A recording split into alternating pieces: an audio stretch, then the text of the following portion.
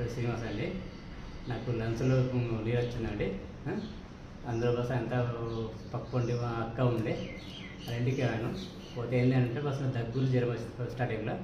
ఈ వాటర్ తాగనిచ్చిన తాగేశాను. ఒక వారం తర్వాత నేను తాగినాక నాకు అందులో కొంచెం తల ఏర్పడ్డది అన్నట్టు. వాళ్ళందరూ వస్తూ డాక్టర్ దగ్గర పోయాను. అందులో ఇది గడ్డగట్టిన నీరంతా పల్చ అయిపోయింది.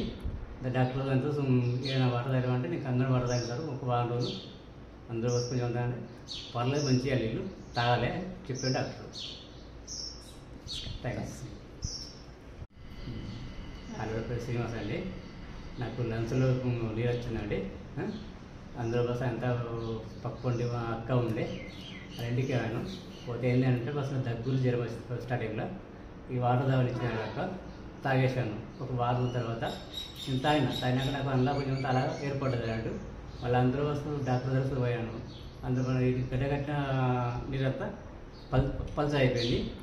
డాక్టర్ అంతా ఏదైనా వాటర్ తాగమంటే నీకు అందరూ వాటర్ తాగుతారు ఒక వారం రోజులు అందరూ వస్తూ కొంచెం ఉందంటే పర్లేదు మంచిగా నీళ్ళు తాగాలి చెప్పాడు డాక్టర్.